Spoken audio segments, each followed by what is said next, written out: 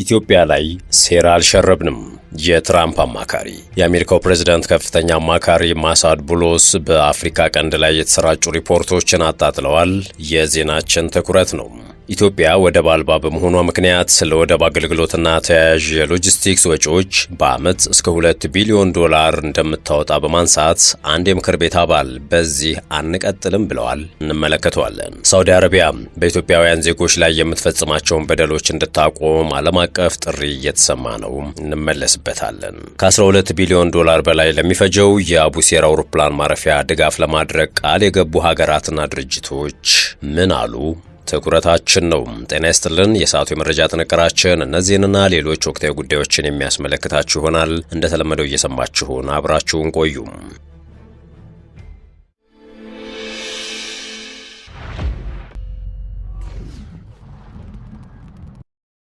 ወደ ቀዳሚ ጉዳያችን አመራን። ኢትዮጵያ ላይ ሴራ አልሸረብንም። የትራምፕ አማካሪ የአሜሪካው ፕሬዝዳንት ከፍተኛ አማካሪ ማሳድ ቡሎስ በአፍሪካ ቀንድ ላይ የተሰራጩ ሪፖርቶችን አጣጥለዋል። የዩናይትድ ስቴትስ ፕሬዝዳንት ዶናልድ ትራምፕ የአረብና የአፍሪካ ጉዳዮች ከፍተኛ አማካሪ ማሳድ ቡሎስ የአሜሪካን በቀንዱ አፍሪካ ላይ ያለውን ዲፕሎማሲያዊ እንቅስቃሴ በኢትዮጵያ ላይ ያነጣጠረ ጥምረት ለመፍጠር የታለመ እንደሆነ የገለጹ ዘገባዎችን በማጣጣል እነዚህ ሪፖርቶች ሐሰተኛና አሳሳሽ ናቸው ብለዋል። ቡሎስ ማስተባበያውን በኤክስ ገጻቸው ላይ የሰጡት የፈረንሳይ የፖለቲካና የኢኮኖሚ መጽሔት ዘአፍሪካ ሪፖርት ማሳድ ቡሎስ የግብፅን ቀጠናዊ ጥምረት ይበልጥ እያቀረቡ ነው በሚል ርዕስ ያወጣውን ዘገባ ተከትሎ ነው።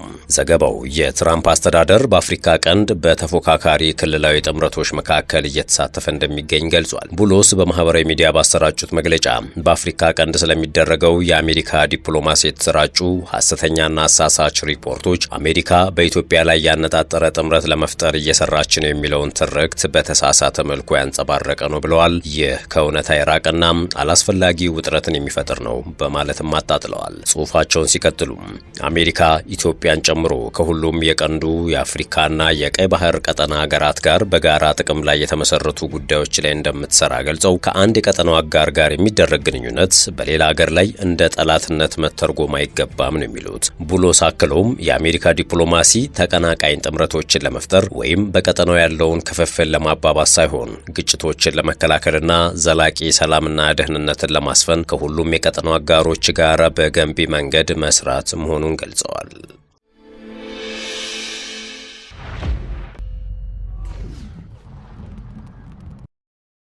$2 ቢሊዮን ለወደብ በየዓመቱ።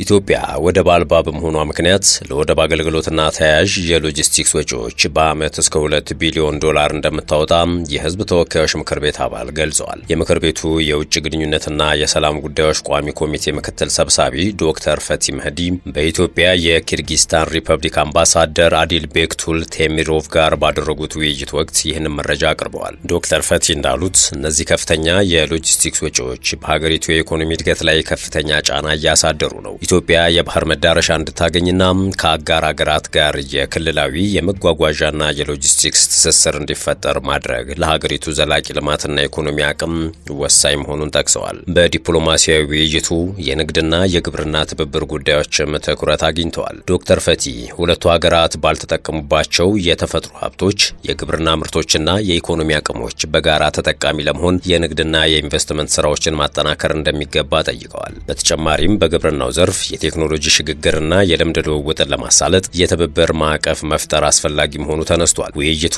የኢትዮጵያን የውስጥ ጉዳዮችን የሚያካትተ ሲሆን ዶክተር ፈቲ በሀገሪቱ የሚካሄዱ የዘላቂ ሰላም የአንድነትና የዲሞክራሲ ስርዓት ግንባታ ጥረቶች ላይ ለአምባሳደሩ ማብራሪያ ሰጥተዋል። የብሔራዊ ውይይት ኮሚሽን ሁሉን አቀፍ ስምምነት ለመፍጠርና ለረጅም ጊዜ የቆዩ ልዩነቶችን በምክክር ለመፍታት እያከናወነ ስላለው ስራም መግለጫ ተሰጥቷል። በተመሳሳይም የኢትዮጵያ 7ኛ አጠቃላይ ምርጫ አካታች ዲሞክራሲያዊና ፍትሃዊ ነው ብለዋል ዶክተር ፈቲ። በውይይቱ የቋሚ ኮሚቴው አምባሳደር ዶክተር ተውፊቅ አብዱል አዚዝ ኢትዮጵያ ከፍተኛ የውሃ ሀብት እንዳላት በመጥቀስ ከኪርጊስታን መንግስት ጋር በውሃ ሀብትና በሌሎች የክልልና ዓለም አቀፍ ጉዳዮች ላይ ለመተባበር ዝግጁ መሆኗን ገልጸዋል። አምባሳደር ዶክተር ተውፊቅ ኢትዮጵያ በታሪክ ሂደት የባህር መዳረሻዋን እንዳጣች ጠቅሰው ሁለቱ ወገኖች ኢትዮጵያ ወደብ ለማግኘት በምታደርገው ጥረት ሊደረጉ የሚችሉ የትብብር ዘርፎች ላይ መወያየታቸውን ገልጸዋል። የኪርጊዝ ሪፐብሊክ አምባሳደር በበኩላቸው ሀገራቸው ከኢትዮጵያ ጋር ያላትን ረጅም የታሪክና ዲፕሎማሲያዊ ግንኙነትን የበለጠ ለማጠናከር ፍላጎት እንዳላት ገልጸዋል። አምባሳደሩም በፓርላማ ዲፕሎማሲ በመጠቀም በንግድ፣ በግብርና፣ በሎጂስቲክስና በሌሎች ዘርፎች ሁለቱ ሀገራት ተጠቃሚ የሚሆኑበትን ትብብር ለማሳደግ ዝግጁ መሆናቸውን አረጋግጠዋል። የሸገር ታይምስ ነው። የሰዓቱ የመረጃ ጥንቅራችን እንደቀጠለ ነው። የኩርሙክ ወርቅ ማዕድን ስራውን በነሐሴ ወር ሊጀምር መሆኑ ተገለጸ።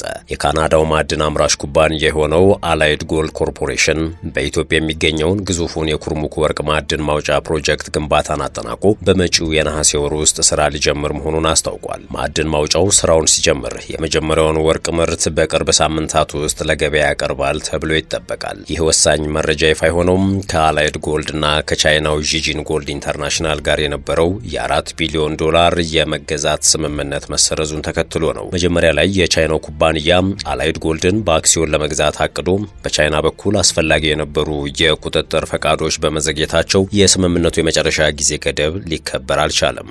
ሆኖም ሁለቱ ኩባንያዎች ሙሉ ግዢውን በመሰረዝ ፋንታ በግንኙነታቸው ለመቀጠልና አዲስ አጋርነት ለመፍጠር በመስማማታቸው ዢጂን ጎልድ በግምት 295 ሚሊዮን ዶላር ስትራቴጂካዊ ኢንቨስትመንት በአላይድ ጎልድ ላይ አድርጓል። በዚህ አዲስ የኢንቨስትመንት ስምምነት መሰረት ዢጂን ጎልድ 12.8 ሚሊዮን መደበኛ አክሲዮኖችን የሚገዛ ሲሆን ይህም የኩባንያውን 9.2 በመቶ ድርሻ እንዲይዝ ያስችለዋል። አላይድ ጎልድ እንዳስታወቀው ከዚህ አጋርነት ከሚገኘው የገንዘብ መጠን ውስጥ ከፍተኛው ድርሻ ለኩባንያው እድገት ስትራቴጂ፣ ለአሰራር ማሻሻያና በተለይም በኢትዮጵያ የሚገኘውን የኩርሙክ ወርቅ ማዕድን ፕሮጀክት ግንባታ ወደ ምርት ለማሸጋገር ይውላል። ከዚህ በተጨማሪ በማሊ የሚገኘውን የሳዲዮላ ማዕድን ማስፋፊያ፣ በኮት ዲቮር ያሉ የምርት ማሳደግ ስራዎችንና በሌሎችም አካባቢዎች የሚደረጉ የፍለጋ ስራዎችን ፋይናንስ ለማድረግ ያገለግላል ተብሏል። የኩርሙክ የወርቅ ማዕድን ማውጫ ስራውን መጀመር ለኢትዮጵያ የማዕድን ዘርፍ ትልቅ ፋይዳ ያለው ሲሆን የሀገሪቱን የውጭ ምንዛሬ ግኝት ከማሳደግ ባለፈም ለአካባቢው ማህበረሰብ በርካታ የስራ ዕድሎችን ይፈጥራል ተብሎ ይጠበቃል። ለቢሾፍቱ አውሮፕላን ማረፊያ ግንባታ በፍላጎት ደረጃ ያለ እንጂ የተፈረመና ያልተጠናቀቀ ብድር ሂደት አለመኖሩ ተሰምቷል። የኢትዮጵያ አየር መንገድ በቢሾፍቱ አቡሴራ እየተገነባ ያለውን ዓለም አቀፍ አውሮፕላን ማረፊያ ግንባታ ሂደትን በሚመለከት በሰጠው ማብራሪያ ለግንባታው ከአበዳሪ ሀገራት እስከ 9 ቢሊዮን ዶላር የሚደርስ የብድር መጠን የሚያስፈልግ መሆኑን ዋና ስራ አስፈጻሚው አቶ መስፍን ጣሰው ገልጸዋል። ይህ ብድር ከአንድ ተቋም የሚወሰድ ሳይሆን ብዙ አበዳሪዎች የድርሻቸውን አዋጥተው በአንድ ላይ የሚያቀርቡ የብድር መጠን መሆኑን አስረድተዋል። ለዚህም የአሜሪካ፣ የአውሮፓ፣ የኤዥያ፣ የመካከለኛውና የሩቅ ምስራቅ ሀገራት የፋይናንስ ተቋማት ፍላጎት ማሳየታቸውን ተናግረዋል። ለብድሩ ሂደት እንዲሆንም የአዋጭነት ጥናት ተጠንቶ ያበድራሉ ተብሎ ለሚታሰቡ ሀገራት የተላከ መሆኑን፣ ይህም አየር መንገዱ ባጠናው ጥናት ላይ መነሻ በማድረግ የራሳቸውን የውስጥ ጥናት ካጠናቀቁ በኋላ ስለ ብድሩ ሁኔታ ውሳኔያቸውን የሚያኖሩ መሆኑን ተናግረዋል። ይህንንም ሂደት በርካታ አበዳሪ ድርጅቶች መጀመራቸውን ገልጸዋል። ቀደም ሲል ከአበዳሪ ድርጅቶች ጋር በተደረገው ውይይቶችም እስከ 8.5 ቢሊዮን ዶላር ቃል መገባቱን ከነዚህ አበዳሪ ተቋማት አንዱና የብድር ሂደቱ አስተባባሪ ሆነው የአፍሪካ ልማት ባንክም በግሉ እስከ 500 ሚሊዮን ዶላር ቃል መግባቱን አስታውሰዋል። ይሁን እንጂ ለአየር መንገዱ ግንባታ ከሚውለው የብድር ሂደት ውስጥ በፍላጎት ደረጃ ያለ እንጂ የተፈረመና የተጠናቀቀ የብድር መረጃ የለም ያሉት አቶ መስፍን ይህ የሆነበት ምክንያትም ተቋማቱ በራሳቸው የአዋጭነት ጥናት ሰርተው ማጠናቀቅ የሚጠበቅባቸው በመሆኑ ነው ብለዋል። አበዳሪዎቹም እናበድራለን ያሉት ገንዘብ ለመልቀቅ እስከሚቀጥለው ዓመት 2019 መጋቢት ወር ድረስ ጊዜ ያላቸው በመሆኑ ከሁሉም አበዳሪ ተቋማት ጋር የአፍሪካ ልማት ባንክ በአስተባባሪነት እየሰራ የሚገኝ መሆኑን አቶ መስፍን ተናግረዋል።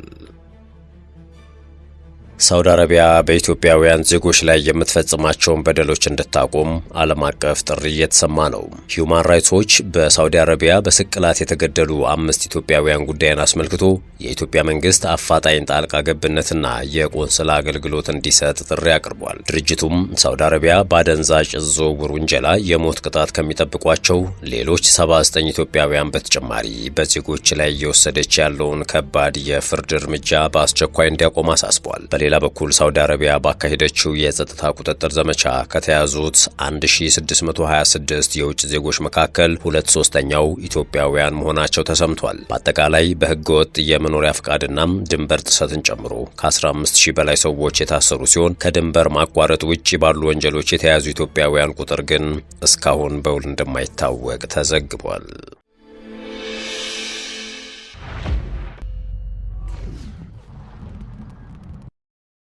በመጨረሻም የአሜሪካ ጦር ኢራን በዋሽንግተን ኃይሎች ላይ ለሰነዘረቻቸው የሚሳኤል ጥቃት ሙከራዎች የአጸፋ ምላሽ ለመስጠት ሲል ረቡዕ ምሽት ኢራን ላይ ከፍተኛ ድብደባ መፈጸሙን አስታውቋል። በዚህ ጥቃት በርካታ የኢራን እስላማዊ አብዮታዊ ዘብ ኢላማዎች መመታታቸውን የአሜሪካ ማዕከላዊ እዝ ሴንትኮም ገልጿል። አሜሪካ ጋብ አድርገው የነበረውን ድብደባ በድጋሚ የጀመረችው ማክሰኞ ዕለት ኢራን በዮርዳኖስ በሚገኙ የአሜሪካ ጦር ሰፈሮች እንዲሁም በሆርሙዝ ወሽመጥ ጉዞ ላይ የነበሩ መርከቦች ላይ ሚሳኤሎችን በማስወንጨፏ እንደሆነ እዙ ተናግሯል።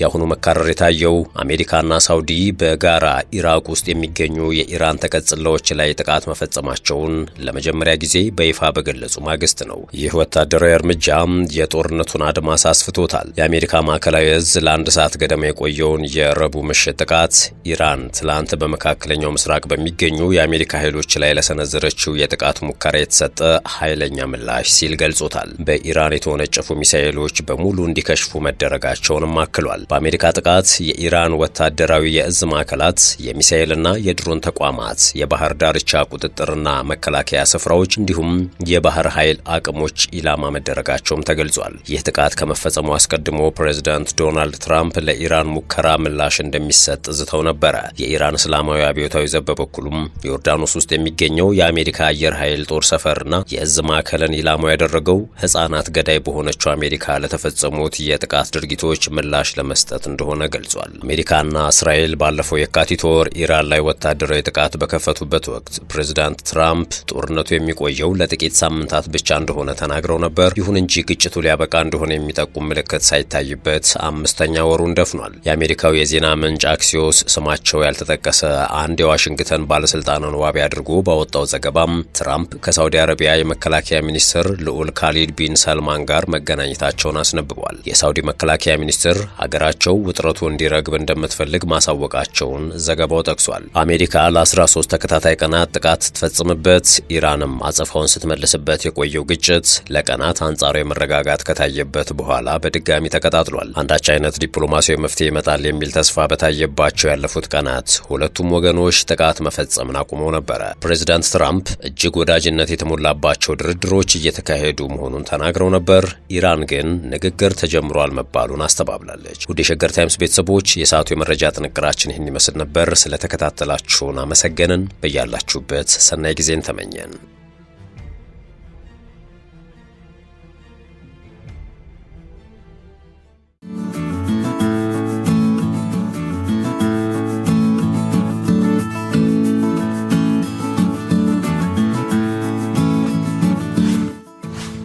ሸገር ታይምስ ሚዲያን ሰብስክራይብ በማድረግና ደወሉን በመጫን ይከተሉን።